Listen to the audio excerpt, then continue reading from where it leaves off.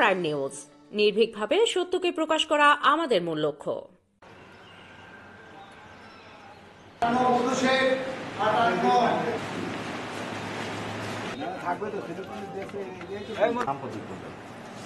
আমি মোহাম্মদ হাফিজুর রহমান, 10 নম্বর ইউনিয়ন পরিষদের চেয়ারম্যান এবং বাংলাদেশ জাতীয়তাবাদী দলের যুগ্ম আহ্বায়ক সাবেক।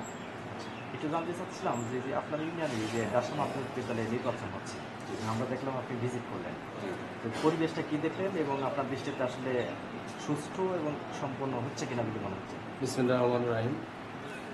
আমার ইউনিয়নের ভিতরে ডাশা মাধ্যমিক বিদ্যালয়ের ম্যানেজিং কমিটির যে নির্বাচন হচ্ছে, আমি সরজমিনে এসে যে পরিদর্শন করলাম, তাতে আমার মনে হচ্ছে যে সুষ্ঠু এবং সুন্দরভাবে ভোট হচ্ছে।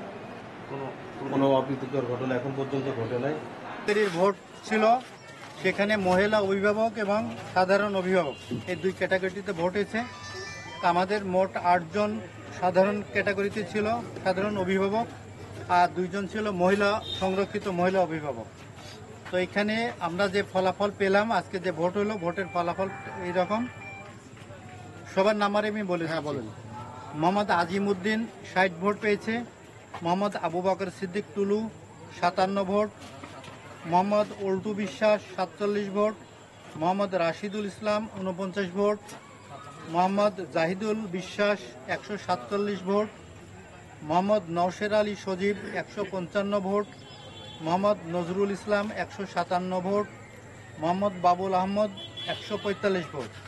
এই 8 জনের ভিতরে প্রথম হয়েছে মোহাম্মদ নজরুল ইসলাম 157, দ্বিতীয় হয়েছে মোহাম্মদ নওশের আলী সজীব 155, আর মোহাম্মদ জাহিদুল ইসলাম বিশ্বাস তৃতীয় 147 ভোট, আর চতুর্থ হয়েছে মোহাম্মদ বাবুল আহমদ 145 ভোট।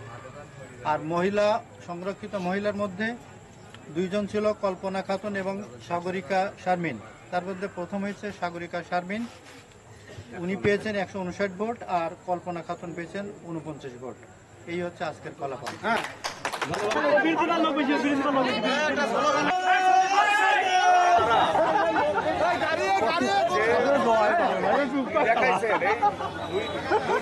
আমি কোনো নির্বাচন করতে পারিনি, আপনাদের কাছে যেতেও পারিনি। আপনাদের যে স্বতঃস্ফূর্ত এই নির্বাচনে যে জয়লাভ করেছেন, এই জন্য আমার পক্ষ থেকে, আমার দলের পক্ষ থেকে আপনাদেরকে সংগ্রামী শুভেচ্ছা ও অভিনন্দন জানাচ্ছি। আপনারা ভালোবাসেন, আমি আপনাদের এই ভালোবাসার ঋণ আসলে আমার গায়ের চামড়া কেটে দিয়ে সারা রক্ত যদি আপনাদের দিয়ে দিই, সেই ঋণ কিন্তু দেখেন 2টা আমাকে চেয়ারম্যান নির্বাচন করেছেন, আমি কিন্তু আপনাদের কাছে একটা ভোটও চাইনি। প্রত্যেকেই হাফিজ সেজে কিন্তু আপনারা নির্বাচন করেছেন। ভোটের দিন আপনারা কিন্তু বাইরে বেরোতে দেন আপনাদের, কিন্তু ভোটের দিন আপনারা সে দেখিয়েছেন আসলে বিএনপি এবং এই কুমারখালীতে পান্টি রাস্তাঘাটা ঘাঁটি প্রমাণ করে দিলেন। এই জন্য আমার দলের পক্ষ থেকে আপনাদেরকে সংগ্রামী অভিনন্দন জানাচ্ছি। এবং এই কমিটির যে নির্বাচনে আপনারা যে পরিশ্রম করেছেন, আজ 3 থেকে 4টা দিন আমরা প্রতিদিন রাত 2টা থেকে 3টা পর্যন্ত আপনাদের সাথে নিয়ে প্রত্যেকের বাড়ি বাড়ি আমরা গিয়েছি, তার প্রতিদান কিন্তু তারা আমাদের দিয়েছে। এই পান্টি ইউনিয়নে আমাদের যে সংগঠন কিন্তু সবই শক্তিশালী এখনো আছে। অনুরোধ করবো আপনারা সবাই একত্রিত হয়ে থাকবেন, কারণ কোনো কান কাটায় আপনারা যাবেন না। একটা জিনিস বলে, সামনে কিন্তু হচ্ছে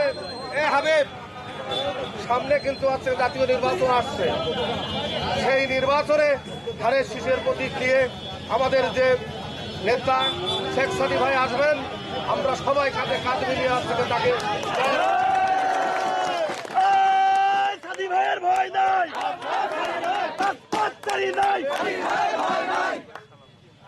আমরা সাদী ভাইয়ের সাথে আমাদের কথা হলো, আপনাদেরকে তার সালাম পৌঁছে দিতে বলেছেন।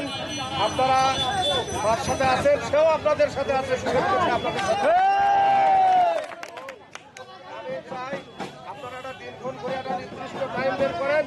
কুমারখালীতে প্রথম জনসভা আমরা এই সাবেক 3 নম্বর 8 নম্বরে যাতে আমরা